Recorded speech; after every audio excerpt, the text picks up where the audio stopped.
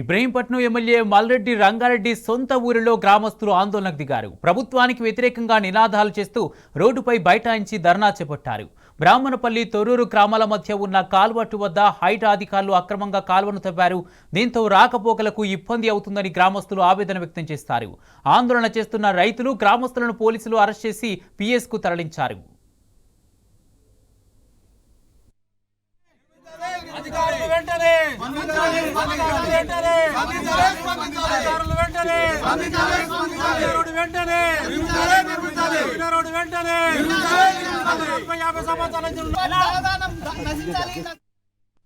ఇప్పుడు మాకు తీస్తామని కాలువ తీస్తామని వచ్చిర్రు.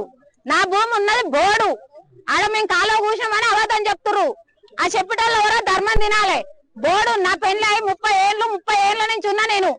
ఇవాళ బోర్డుని మేము గిరాయికి ఇచ్చుకున్నాం. రింగులు తీయమని చెప్పిరంట. ఆయన ఫోన్ చేస్తే మేము వచ్చినాం. మాకు ఎలాంటి సమాధానం ఇయ్యలే. అవి తీసుకొని వచ్చిర్రు. మా భూమిలోకి వెళ్ళి చదువుతామంటారు. నాకు 2 కొడుకులు, నాకున్నది 10 గుంటల భూమి. కేసీఆర్ ధరణి పెట్టిండిగా. అందులో రికార్డు చూడుది. మల్రెడ్డి రంగారెడ్డి చూస్తాడా, రామరెడ్డి చూస్తాడా? మా కుటుంబాలను చంపి వాళ్ళు బతుకుతారా? వాళ్ళు రికార్డులో చూసుకోండి. పైన రాజకీయ నాయకుల పొలాలు ఉన్నాయి. అలా పొలాలు తప్పివేయడానికి ఈ పొలాల కింద పొలాలను నాశనం చేయడానికి ఇంకోటి ఏం లేదు.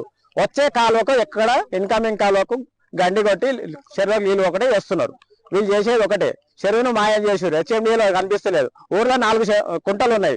4 కుంటలు ఆన్లైన్ లో కనిపిస్తున్నాయి. ఈ కుంట మాత్రం కనిపిస్తలేదు. ఎందుకు కనిపిస్తలేదు? వాళ్ళ పొలాలు పైన ఉన్నాయి. అదే మెయిన్ కారణం. అదే వాళ్ళ పొలాలు తప్పించుకోవడానికి దీన్ని చేసే ప్రయత్నాలు.